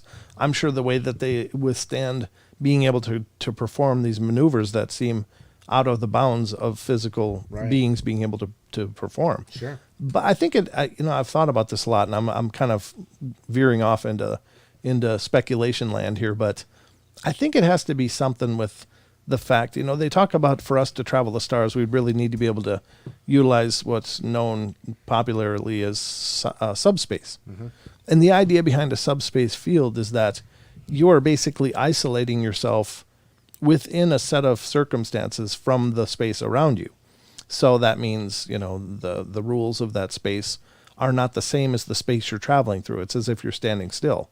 So the object can traverse this by manipulating the I don't know if it's dimensional energy or whatever, but the inertia and stuff isn't felt by the people inside of it, because they're in a different set of space circumstance. So it's like having space within space. Right. You know what I mean? That's what a subspace bubble is. So, yeah, that harkens back to things that Bob Lazar has talked about how it pushes the particles and space stuff out of the way. It parts the sea of blackness, if you will. Right. From this engine, and it's moving so fast that it's not creating drag. It's like an airfoil, it goes above and below, right. And it creates this warp in between subspace. Right, but there isn't the traditional pressure from that field that it's traveling through, because it's in its own energy bubble of separated space. So I think that's pretty cool. I think it's fun to postulate for whatever that's worth, and not that I know anything, and I'm certainly no authority on anything. But not exactly, this is a rocket engineer. Yeah, in my former career, I was. In my past life, I was full of poop as well. Yeah, nice. I think that these things are awesome and amazing, and I don't know. We just stand to learn so much. Now, what I can't understand, this is something I asked Sheldon last night, or I mentioned to Sheldon, is that, these beings, let's say they are interstellar beings. They're coming from all the way out in some other part of the galaxy. They're able to traverse that. They're able to successfully navigate and traverse, I'm sure, some incredibly dangerous parts and conditions. And yet they come here, and then they crash into a mountain. Yeah, exactly. It's like, what happened? We dodged 4 million asteroids and a bunch of meteors. Bunch of energy nebulas and all this other stuff. Black holes. Black hole. Yeah, exactly. Yeah. It's like, but some reason a thunderstorm happens and they're like, doing cartwheels into the ground. Right. It's like, really? Are you sure? Yep. But anyway, that's just my feeling. But the point of me talking about subspace was, then inside they can do these maneuvers, and they can go underwater to unbelievable depths, because they're not being affected by it in the traditional physics sense. Right. It's like they've removed themselves from the physics of their environment, so that they're traveling through. I think that's cool. But anyway, mechanical failure is the only reason I can think of them crashing. But there again, it's not like they're, they got water in the gas or something. These are creatures that are so advanced. I can't imagine their stuff breaking down even. It's just, they've got to have redundancies, just, like airplanes have several levels of redundancies. Right. Excuse me. But at any rate, I just find that bizarre and confounds the hell out of me. Right. Android reminds me. He says that Paranormal Portal, it creates its own gravity field around it, so any molecule just moves around it. That's right. That's what Bob Lazar was talking about, was they had this gravity generator, and it would project out, Sure. off the front of the spacecraft, and then part the particles and all that kind of stuff, the molecules. So it was actually a void created by gravity. That's right. Yep. Very interesting. Interesting thoughts, all the same. So that was that article. I think it's kind of cool. Now, the funny part about it is, though, is they actually treat treat the fact that he's seen these different creatures that are advanced to people. Right. But it's almost a footnote in the whole story. Like, yeah, I've seen these sea snakes, and I saw orcas, and then I saw some minnows, and then I saw those manta people that were really advanced, and then it's it's like an addendum on his list. Right. It should be like the point of the article. Let's talk more about that. What did you see? What did they do? What was going on? Well, how far did you explore? Are they still exploring it? I mean, that's not a footnote. That's huge. Oh, excuse me. Yeah. No, it's fine. Am I boring you? No, Okay, no, good. no. All right, so we're going to move into another article, and we can start this. We're going to have to interrupt it for the break. Yep. But this is an article that's coming up from ranker.com. And this is creepy stories and legends about Roswell. Last night we did the creepy stories and legends about Area 51.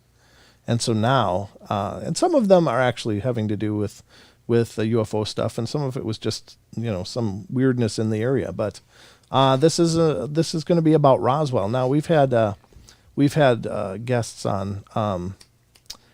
Schmidt? Yeah. Donald Schmidt? Donald Schmidt, thank you. I'm so terrible with names. And he was fantastic. Donald Raymond Schmidt, ladies and gentlemen. And if you ever get a chance, check out his work. But he was amazing talking about the whole conspiracy and the cover-up of Roswell, right, and the crash in 47 and all of the events that followed that and all of the problems with their cover story. And it was just an amazing set of visits that he did to the show. We'll have to get him back on again. He was just so interesting. Just a great guy.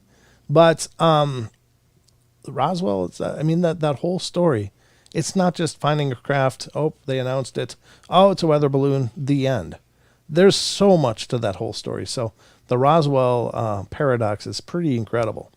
But this is creepy stories and legends about Roswell. So, and for those that you might not know, in 1947, there's this alleged UFO crashed over a period of a mile through a rancher's field and spilling debris and things everywhere. Allegedly, there were little alien figures there, like child-sized figures that were recovered. Two dead and one alive. Was that it, Don? Yeah. Well, supposedly a total of 5. Oh, total of 5. Okay. Right. So there was a whole lot to that story, right, but the military, or what was it, the Air Force, brought a whole division of soldiers there to recover this weather balloon, which is pretty incredible. And one of the cover stories, it was a advanced Russian craft, and they wanted to recover all of it, and that was why it was so important. And just a whole bunch of stuff that went on, and a lot of stuff that actually is in contrary to law. Like the military pulled some real shenanigans there that should never have happened, but it did. And so Roswell, if you haven't looked into it, check out those shows with Donald Raymond Schmidt in our archives. You will be glad you did. It was just great discussions. There might have been a second UFO crash as the first on this list. There is speculation that a second spaceship appeared just a few days after the Roswell UFO incident in 1947. According to the story, after the first aircraft crashed, or was shot down depending on who you ask, a second UFO showed up, probably to scavenge the crash site for parts and look for souvenirs. But like the first ship, the second one was also shot down and destroyed. Huh. I did not know that. Okay. I don't know if there's any merit to that, but that's the legend at least. Spirits wander the New Mexico Rehabilitation Center. Out of all the haunted places in Roswell, the New Mexico Rehabilitation Center might be the most densely populated, and it's said that numerous ghosts haunt the vicinity, including one of the workers somewhat fondly called Old Scratch. There are also reports of doors slamming and footsteps coming from a second-floor ward that's no longer in use. The New Mexico Rehabilitation Center sits on the old Walker Air Force Base. Oops. There it is. All right. We're going to go to break, folks. We'll be right back, and we'll go through this article and see what else we got time for. But don't go away. Give us 3 minutes, and we will return. Until then.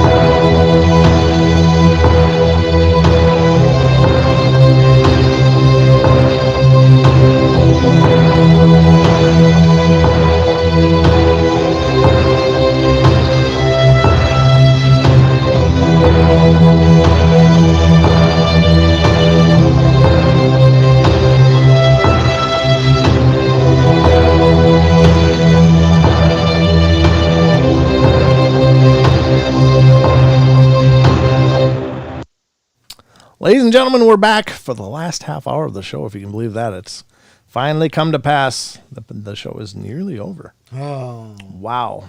It's gone quickly. Actually, Wes, I believe Roswell wasn't Roswell swamp gas reflecting off Saturn. No, I believe it was that one behind it. I can't say it. Uranus. Swamp gas off Uranus. Uranus? Okay. I wonder if they probed that. I don't know. It was that kind of knowledge Go ahead, is say it, way say out it. of my pay grade. I'm not getting there. I was going to say I'm not going to touch it, but I'm going to leave that alone too. There's nothing. That's a death spiral there, Don.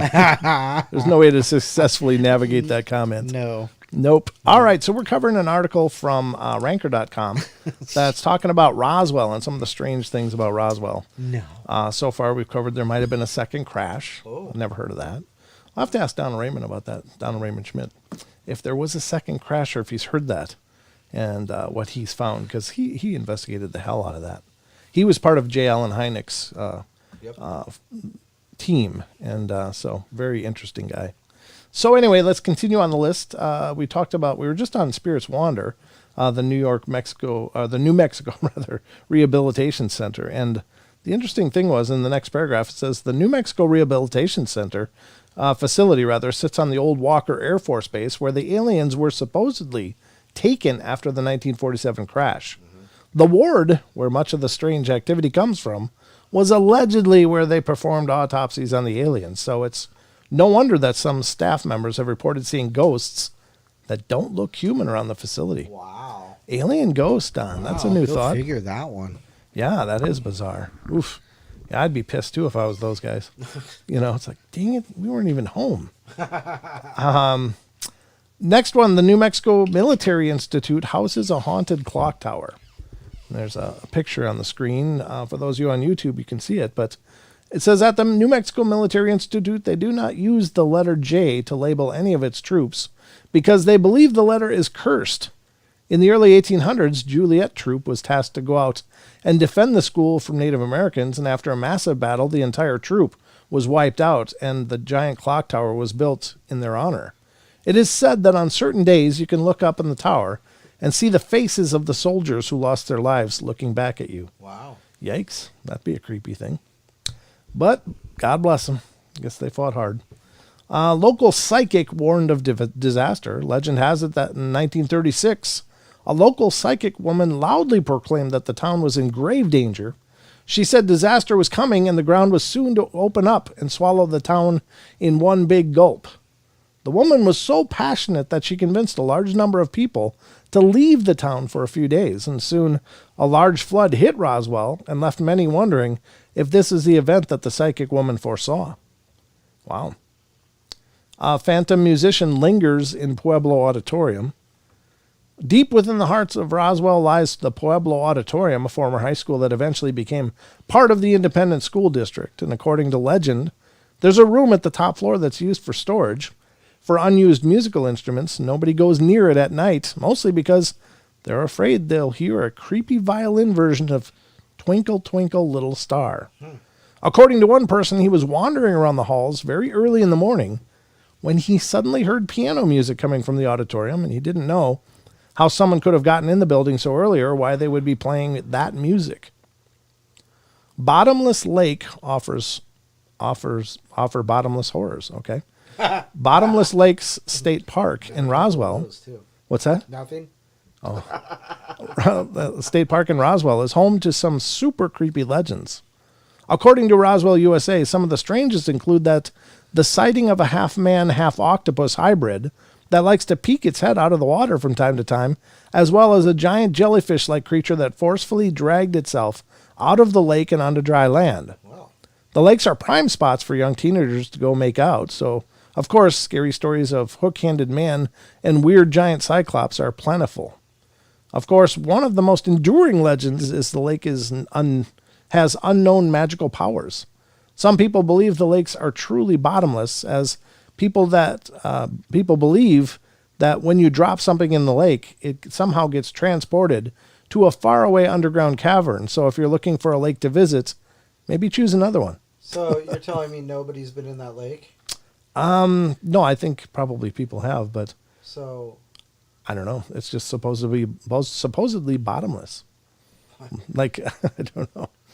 I'm just saying. I'm just reading the story. A trickster ghost haunts Fuller Plumbing Supply. So a lot of it is more about the community and less about the Roswell stuff that it's famous for. But in Roswell, there's a small shop called Fuller Plumbing Supply, and its history is already creepy enough. The building was constructed at the height of the Cold War paranoia, so it came with its very own bomb shelter. To get to the basement, you have to use an old freight elevator that sounds like a chainsaw trying to mate with a blender. That's comforting. But the real creepiness comes from the ghost that supposedly haunts the premises. An employee by the name of Mac Oody, O-O-D-Y, worked at the shop but ended up taking his own life, and it said that his ghost roams about pulling odd pranks to keep the employees on their toes. That's nice. nice guy. Like a supervisor. Ghostly children cry in Chavez County Courthouse. If you're ever passing through Roswell, it might be best to avoid the Chavez County Courthouse. Multiple reports have surfaced regarding a supernatural phenomena around the building. They say that if you listen, you can hear the ghostly cries of long-deceased phantom children echoing through the halls.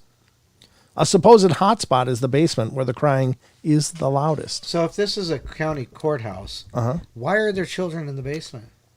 What was it? I mean, Maybe why they were are down there when the flood came. Who knows? Whatever. I don't know. I have no idea. Maybe they were in detention. Who knows? There are enormous snakes lurking around town. In the 1990s, a shocking discovery was made in New Mexico where construction workers stumbled upon the ruins of an old Jornada Mogollon, an indigenous culture that thrived from 200 to 1540 CE, village. Within the ruins, they found a 15-foot-long python, or painting of a giant feathered snake. Not a python. Why did I say python? Where'd that come from? The painting, was an Avanu, a serpent deity that people worshipped. According to John LeMay's Roswell, USA, they also believed there was a monstrous rattlesnake that lived in a cave in the mountains. The only thing that kept it from swallowing people whole was an impenetrable fire constantly burning outside of his den. In Roswell, local residents swear they've seen enormous snakes, some up to 12 feet long. Kind of makes one wonder where the Mogollon people write about the monstrous snakes in the desert. Yeesh. The Goat Man protects the pecan orchards. Well, that's good. I guess you got to have a night watch. That's pretty good. West of Roswell lies the Pecan Orchards, a section of land that teenagers of Roswell have started to use for their very own party grounds, and everyone knows that where teens party, scary stuff starts to happen. As the legend goes, the orchards have also home to a goat man, a man born with goat horns, who lives in the trees to protect the pecans from thieves. Right. It's said he can be heard late at night bleating like a goat high above the ground. So if you're ever in Roswell, it's probably best to bring a bagged lunch. I don't know what that means, but anyway, maybe the food sucks here. I don't know. Not at the Alien. Yeah, that's true. Yeah. That isn't that by Area 51? No. Yes. Yeah. Okay. Sorry. The Historical Society for Southeast New Mexico has a friendly ghost. While most ghosts tend to be malicious and creepy, the spirit that is supposed to haunt the Historical Society for Southeast New Mexico is known for being a notorious prankster. It likes to rustle curtains and slightly alter the museum displays during the night. One secretary who worked there in the 1980s swore the ghost was messing with her, as every morning she would arrive at work with her papers always moved around and the ribbon out of her typewriter. Oh, that sucked. That would suck. A boy may haunt the International UFO Museum. Wow. Ooh. There you go. What better place to haunt than a famous UFO museum? I think Donald Raymond Schmidt was founder of that, right? Is that the one? He's part of the team anyway, I think. The Roswell. Yeah, I think so. What better place to haunt than a UFO museum? At the International UFO Museum in Roswell, the museum staff, as well as ufologist Tom Carey, have claimed that they have experienced a ghostly phenomena in the museum. While touring the premises, Carey was suddenly struck by an extreme case of panic and knew that he had to get out of there. After he was safe, he was informed that many of the museum staff members have felt a similar presence. And the director of the museum even claimed that he once saw a white floating spirit late at night. Upon further digging, it was discovered that years prior, when the museum was a theater, a large speaker fell off the wall and killed a boy. Oh, Some believe that the boy and the museum ghost are one and the same. could be. Yeah, that's tragic. Mini dinos roam the area. Did you know that, Don? I did not. Me either. I just learned that now. Wow. One day in Roswell, Mark Graham encountered a strange sight. To his surprise, his uncle's dog was chasing something in a field that resembled a small dinosaur. Graham reported that the creature was very small, dark tan, and was running on its hind legs and had a long neck and small arms, and it led him to believe that what he was witnessing was some type of prehistoric dinosaur. Mini dino sightings have also been especially prevalent in Colorado, but after this incident, many believe that the elusive creatures have started to migrate away from their original home into places like Roswell. Huh. Wow, there you have it. That was the list. I don't know. I hope you guys enjoyed that. It's kind of more anecdotally interesting than having to do with the topic of the night, but Right. Wow. but interesting nonetheless. I wonder how long is this? Nonetheless. 14 minutes. I don't know if I'm going to be able to get through this. This is a Brent Swanser article that I wanted to read tonight, but it looks like we're not going to have the time for that. Yeah. I love his articles, though. He's so good. He's so very good at it. But we'll have to save that for another night. What do we got next? Here's one. Buzz Aldrin saw a UFO on the moon and even passed the lie detector test. This is kind of a legendary story. I can't say that I recall him actually making the claims or people making them for him. Mm-hmm. Do you know? I don't recall. Either. Okay. So, but there apparently, ladies and gentlemen, when Buzz Aldrin was on the moon, the legend goes that there were aliens watching them, and there was some radio chatter that seems to suggest that they were saying, "Hey, they're here, or they're watching us. They're on the ridge above us," and a lot of that was going on. Apparently, was it really? I don't know. Was it some hoax thing going on? Maybe. But at any rate, that's the claim. So we're going to read this article from howsandwhys.com. Buzz Aldrin lie detector test. That's what they named it in the URL. So let's get into this. Sorry, I had to take a drink. I needed to have a snort. In the article published in the Daily Star, it was confirmed that Buzz Aldrin, who traveled with Neil Armstrong to the moon aboard Apollo 11, passed a test with a lie detector. The test showed that their evidence of the existence of UFOs is true. It says the British media outlet stated that Buzz Aldrin and 3 other NASA astronauts, Al Worden, Edgar Mitchell, and Gordon Cooper, who traveled to the moon, passed a polygraph test. The test was conducted using their voices in various interviews in which they claimed to have seen UFOs and aliens. The interviews were given over several years to various media, including the words of already dead astronauts. A sophisticated computer analysis of astronauts' claims was conducted by the Institute of Bioacoustic Biology in Albany, Ohio. According to the institute, the voices of astronauts were investigated in the laboratory using the latest technology. Although the analysis technology was not disclosed, representatives of the institute argued that these studies are more reliable than generally accepted lie detector tests and can soon replace those used by the FBI and the police. On one recording, 90-year-old Buzz Aldrin said that he had seen a UFO on his way to the moon.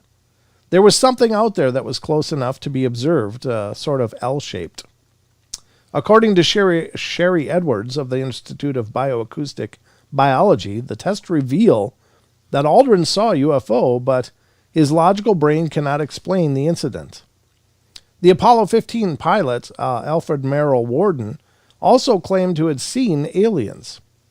The old recordings of NASA astronauts Edgar Mitchell and Gordon Cooper that are now dead were analyzed, and Mitchell of Apollo 14 claimed to have seen a lot of UFOs, and Cooper described the pursuit of a group of unknown objects.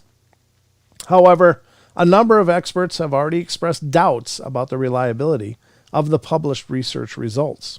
They are convinced that even true lie detector tests simply do not have scientific certainty. According to an extensive 2003 report by the National Research Council, nearly a century of research in the field of scientific psychophysiology gives little reason to expect that a polygraph test can have extremely high accuracy. This estimate is true for today. Biology research done by audio or video, or besides research done by audio or video cannot be accurate. In addition, the Institute of Bioacoustic Biology is a nonprofit company selling medicines for various health problems, and most likely their study is nothing more than an attempt to draw media attention to the company. Well, that's tragic if that's the case, but whatever. Perhaps there's truth to it, perhaps there's not. I don't think the thing to remember is that for all intents and purposes, these were men of merit. Right. So if they say they saw something, that in itself, I would think would be credible, because these were people whose reputation was on the line. Why would they make fantastically stupid claims that weren't accurate? Why would they do that and shoot their own credibility unless they really believed it? Because up until recently, if you said you saw a UFO, you were basically volunteering yourself to the hecklers and to the deniers and the naysayers and people that'll just trash you in retrospect. So I can't imagine these guys who were pioneers in such a profound way would just go out and make these astronomical claims without some merit. I just can't. Yeah. Ooh, thanks. Thank you. It was unintended rim shot. But just, I think it's interesting, Could you see them doing that, Don? They're tearing people apart because they just don't believe them? No, that these guys would make a claim that wasn't... No, absolutely not. Because that's just like, that's like Bob Gimlin, Roger Patterson. Yeah, we saw this thing. No, you didn't. Why would they make it up? Sure. Especially if they've got, what is undebunkable proof as of today, undebunkable proof. Mm-hmm. But of course, there's no pictures of aliens on the dark side of the moon, which Sure. really isn't dark, but believe what you want. Right. So yeah, no, why would anybody do that? And especially these guys. Yeah, these guys have credibility to their name. They have a position of influence. Mm-hmm. And, I don't understand why somebody would do that. But it hasn't been unheard of. Sure. Alec Baldwin tried to convince us that he's actually a good actor. So, I don't know. I liked him in Beetlejuice. I don't remember him in Beetlejuice. Wasn't that Alec Baldwin? Wasn't he the dead husband? Oh, yeah, I guess he was. Yeah. Yeah, that's how memorable that was. Oh, I liked it. I think it's very good. I love Okay. Beetlejuice. That was a good show. Where can a guy, an average Joe like myself, go to have some fun? Jesus. I love that movie. Anyway, I think There were it's so many innuendos in that movie. Oh yeah, of course. I think that the fact that they made the statement is merit in itself, because they had everything to lose, Right? And their legend, their what is the word I'm looking for? Their integrity. Everything. Yeah. So for them to make the claims, it would have been actually a professional suicide, and why would they do that? Why would they crap on their own history that they created, that they forged? Right. So Right. I don't buy it. I think that they made the statements, and I believe that in and itself is proof that they really saw something. All right, the next one that we're going to read, this is probably the last thing we're going to read tonight, is from House and Wise as well. And this is, thousands of people saw UFO crash in Brazil, but military shut their mouths and seized their phones. Wow. This is from May 8th of 2020. In Brazil, thousands of people accidentally noticed the UFO that crashed into a lake near Rio de Janeiro.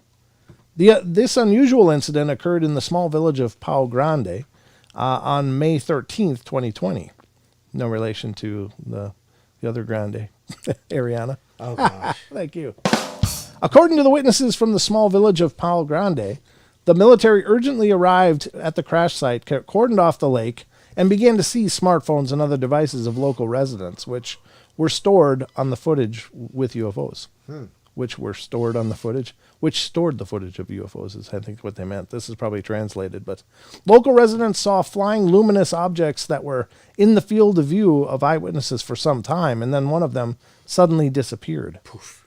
Urgently, the military arrived on the scene and began to close the square, restricting access to the reservoir, and also took smartphones and other devices from people on which they were able to take shots of the UFOs. Interestingly, at the moment, the military did not disclose any details. They were doing everything possible so that eyewitnesses do not inform the public of the details of the event. The whole internet connection was shut down in the area where the UFOs were seen, and even mobile connections stopped working. Yikes. That's a huge thing. Nope. So they shut it down. Yeah, they clamped down. They put a cone of silence over it. The cone of silence. What is that from? The Cone of Silence. It's like I can't remember. It's from some movie. Anyway, for some reason, I'm thinking it's Austin Powers.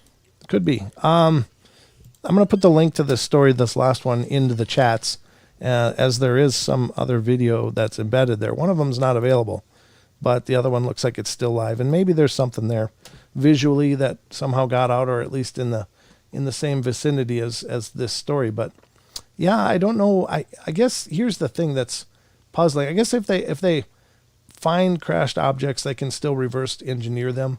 So I don't think we're ever going to reach the point where they go, hey, there's a crashed disc, everybody come look.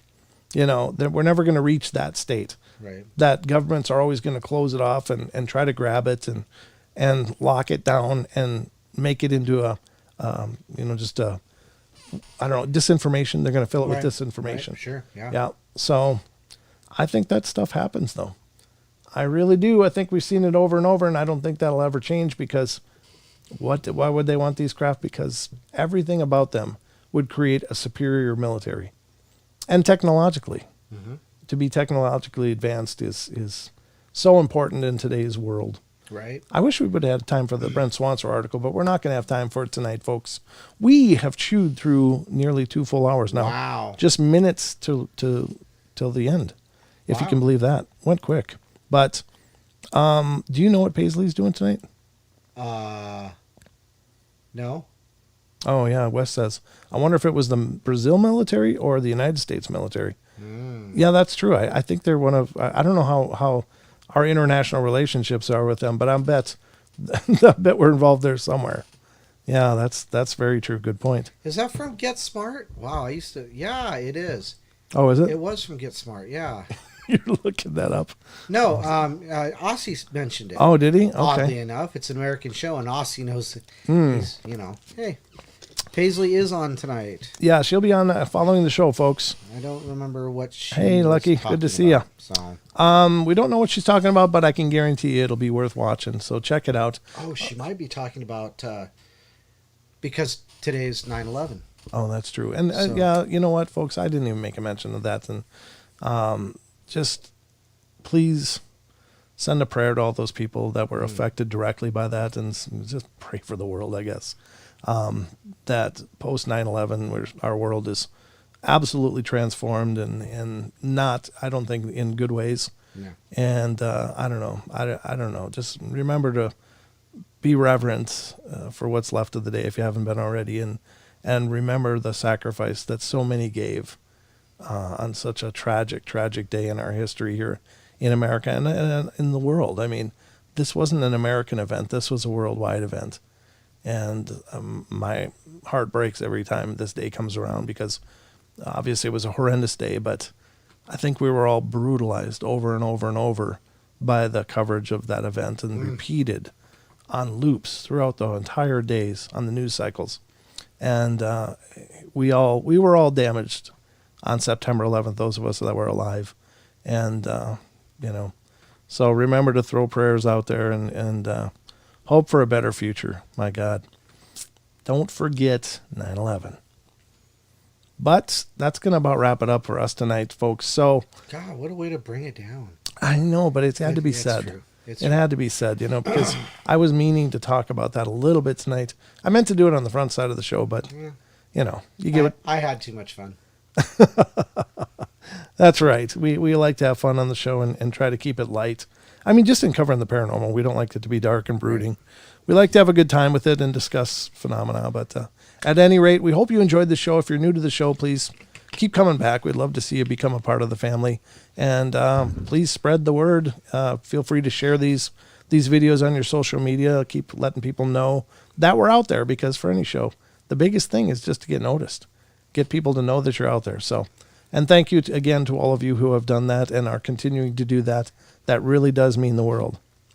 But there you go. Good night. All right. Love you all. Be good, be kind, be nice. Take care of each other. Help each other out. Find the magic in every day and remember to laugh as much as you can. Good night, everybody.